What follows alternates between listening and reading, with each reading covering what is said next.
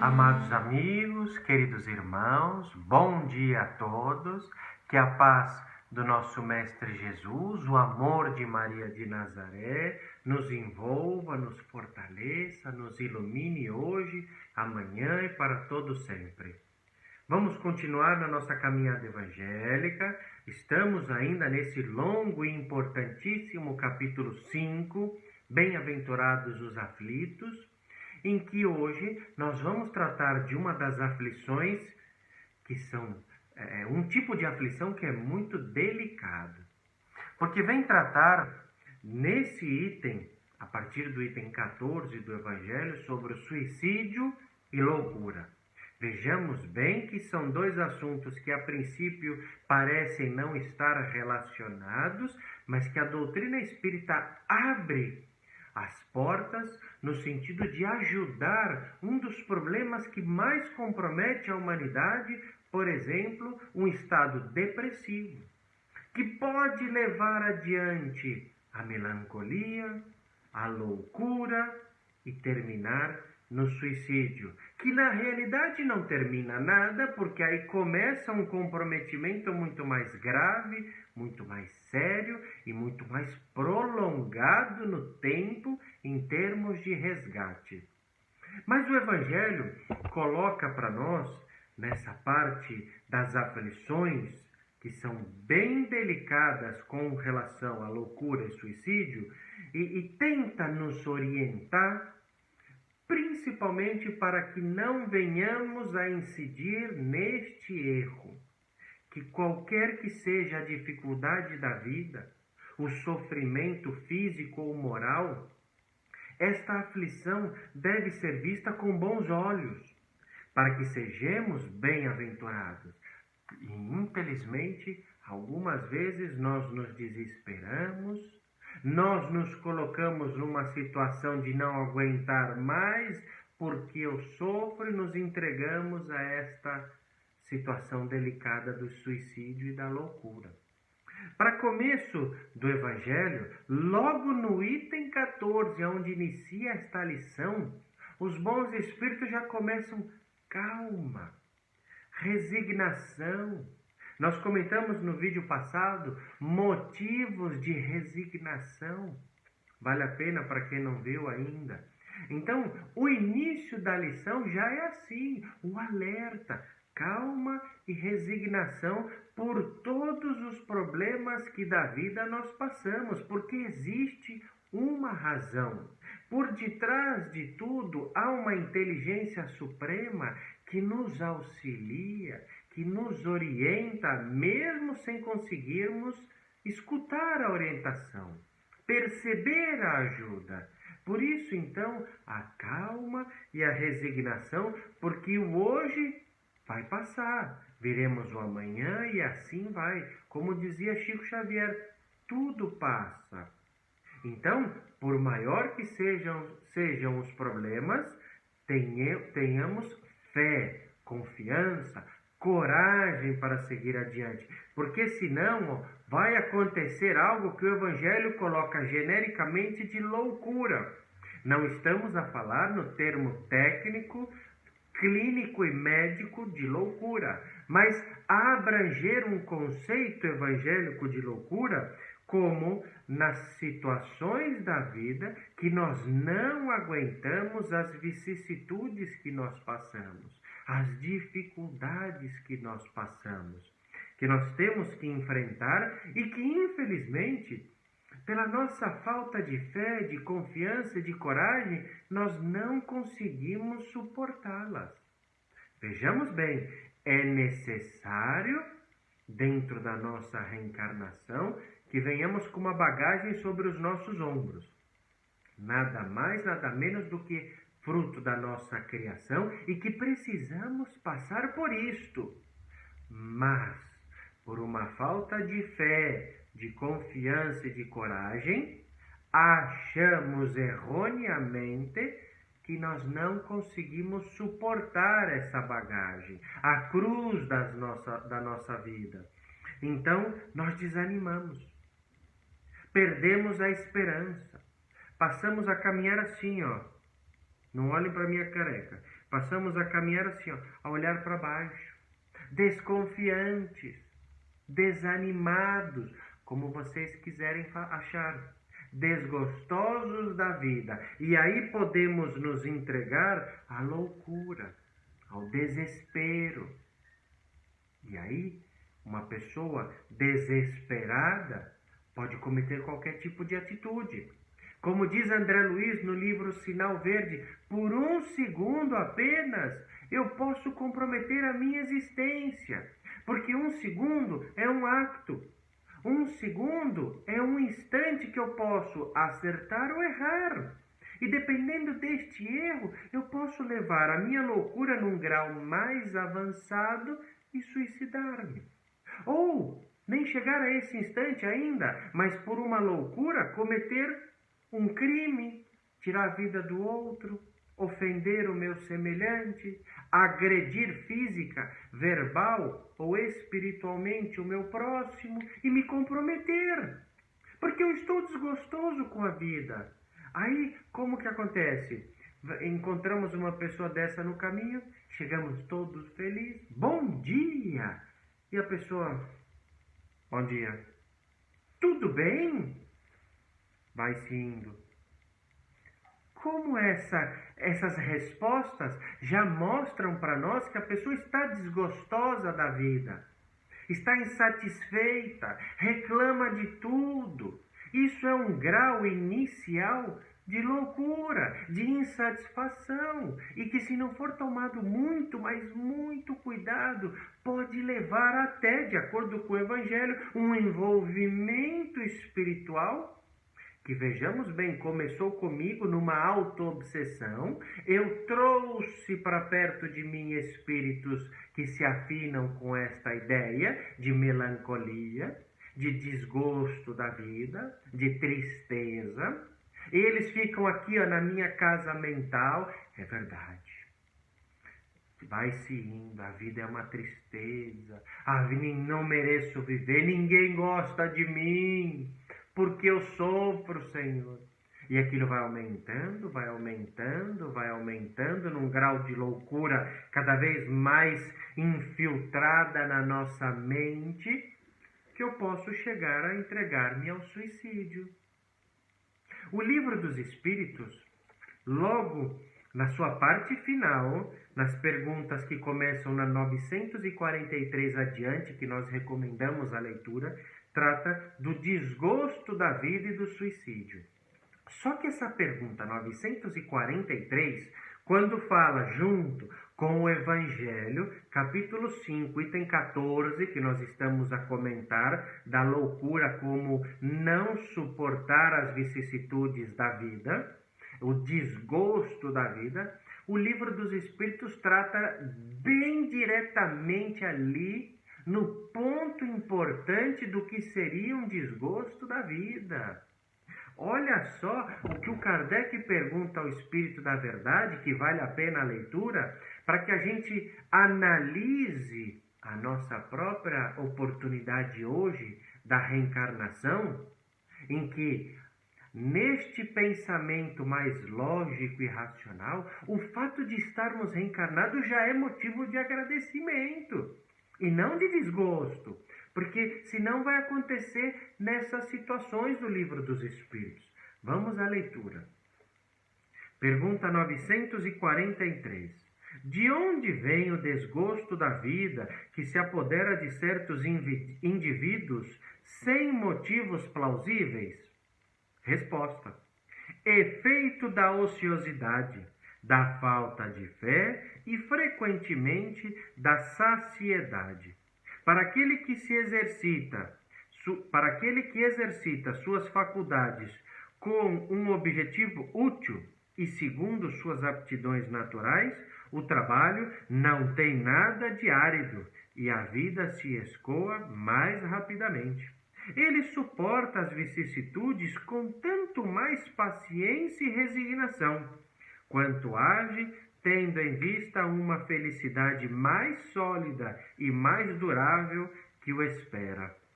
Então vejamos que aqui a lei moral do trabalho é fundamental. Estou desgostoso com a vida, insatisfeito porque eu não consigo suportar as minhas dificuldades. Entre parênteses, necessárias, mas eu não consigo suportá-las. Então, aonde vem um remédio-chave que diz, os bons espíritos dizem que a salvação para nós é o trabalho. É fazer o outro feliz se eu quero ser feliz. Hoje eu estou infeliz. Então, não se concentre em si mesmo. Concentre-se no outro. Faça o outro feliz. Dê algo de bom para receber de volta algo de bom. Se não, essa infelicidade vai crescendo, vai aumentando, vai tomando conta de nós e eu posso chegar a um grau de loucura. E que isso vai se tornar cada vez pior, porque diz aqui, na resposta, falta de fé, ociosidade. E aquilo vai comprometendo a minha vida. Um exemplo para ilustrar tudo isso. Uma vez, uma senhora foi ao Chico Xavier porque ela passava processos obsessivos delicados, entidades, no plural, a perseguiam. A ponto dela, às vezes, não conseguir levantar da cama. O Chico pergunta a ela, minha irmã, o que sabes fazer? Vejamos bem que muitos já, vamos para a reunião mediúnica, vamos lá tentar doutrinar o espírito. Mas a causa não são os espíritos, a causa é ela. A causa de toda essa tristeza que deu o convite a esses espíritos para estarem com ela, a causa foi ela mesma, que se colocou numa posição de tristeza, de desgosto com a vida. Então o Chico recomendou a ela não a reunião mediúnica em primeiro momento, mas um trabalho, um auxílio. Como ela poderia servir? Ela disse, eu não sei fazer nada, Chico. Não, alguma coisa deve saber. Ela disse, eu sei costurar. Então faça o seguinte, pega a sua máquina de costura e faça roupinha para as crianças. Ela passou a costurar enxovais para crianças, num trabalho voluntário para essas mãezinhas que não tinham enxoval para o recém-nascido. E ela começou, costurar, dedicar-se manhã, tarde, noite. Como ela tinha muito tempo livre, uma ociosidade de tempo, ela passou a preencher o seu tempo na costura.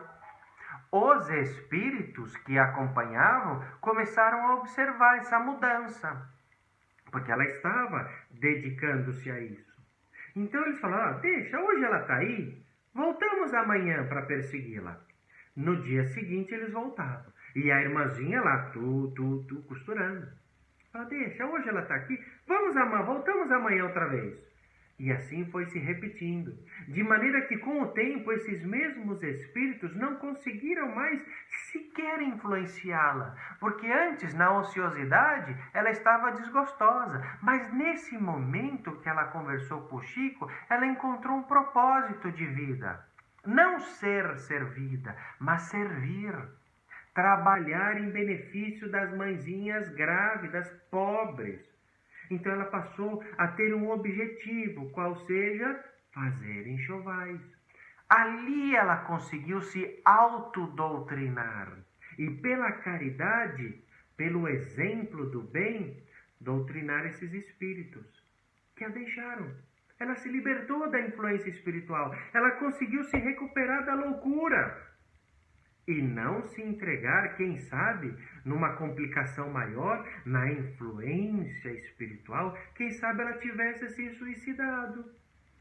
Então, por isso que esse desgosto da vida, quando nós nos sentirmos assim, para evitarmos uma loucura mais adiante, a primeira coisa, aproveitemos o tempo.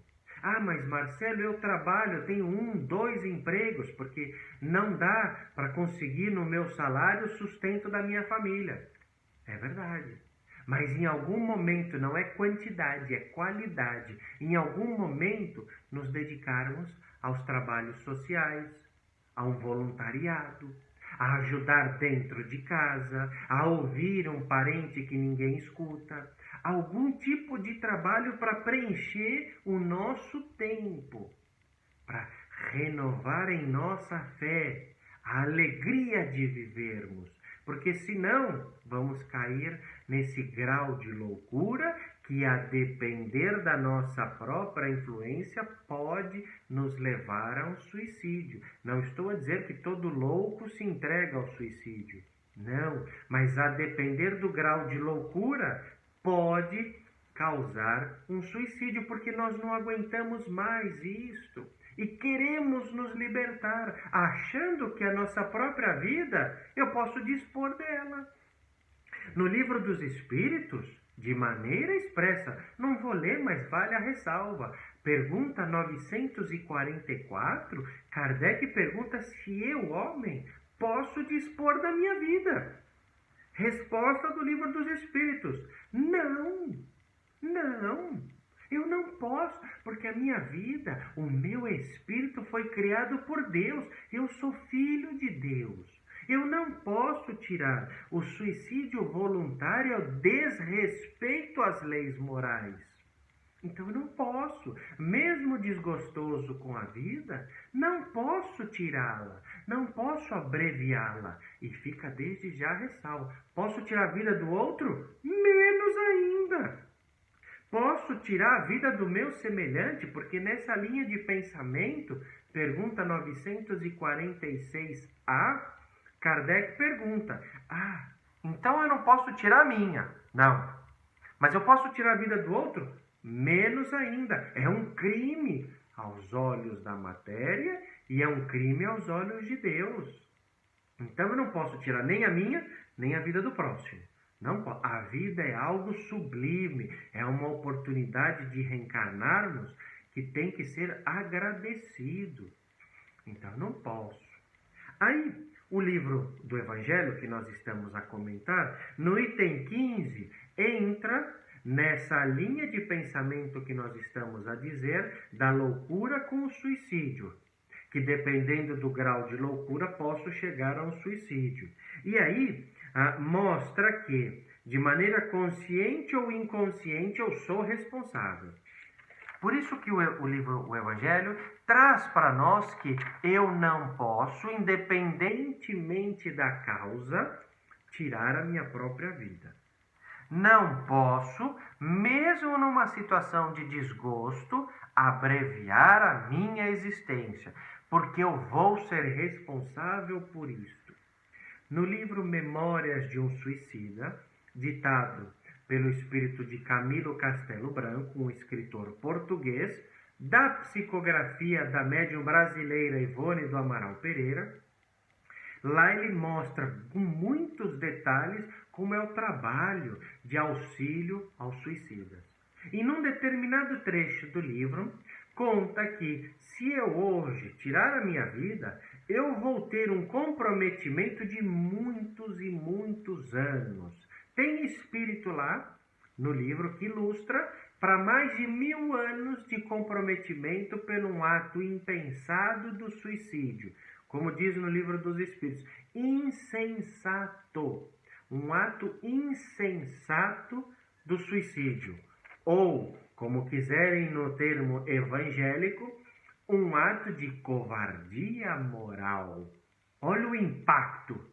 Covardia moral, chama o Evangelho. E que pela dúvida, pelo desespero, pela incerteza do que vamos passar, pela falta de confiança, como vocês quiserem chamar, mas que recai nessa situação de covardia moral. E eu tiro a minha própria vida. Por muitas e muitas existências futuras, o suicida vai ter um comprometimento. Porque ele vai precisar de várias reencarnações, de muita dor e sofrimento para começar a resgatar. E o problema pode se agravar quando ele reincidir no erro. Por isso que um suicida nas reencarnações seguintes vem com limitações seríssimas para não voltar a cometer o mesmo equívoco do suicídio. Se uma vez já é causa de grande dor e sofrimento, imaginemos um segundo suicídio, um terceiro suicídio e assim vai. Paramos por aqui pelo nosso tempo, mas já fica desde agora a referência para o próximo vídeo que nós vamos continuar no tema suicídio e loucura. Já ouviram falar no suicídio moral? Opa! Eu já ouvi suicídio direto, suicídio indireto, mas suicídio moral? Está no Livro dos Espíritos. Semana que vem nós comentamos. Então, os tipos que o Evangelho e a doutrina espírita nos coloca, desses exemplos de suicídio, com as suas consequências para o espírito, para a família que sofre junto e também, principalmente, o tratamento e a recuperação de um suicida. Para a semana que vem, nós comentamos. Deixaremos a referência bibliográfica do Livro dos Espíritos, do Evangelho, e semana que vem nós vamos usar o Consolador também. Muita paz, muita luz, muita força, fé e coragem para suportarmos as dificuldades da vida, porque no amanhã vamos conseguir resgatar essas faltas e o nosso espírito também possa ter luz própria. Tchau, amigos, uma boa semana.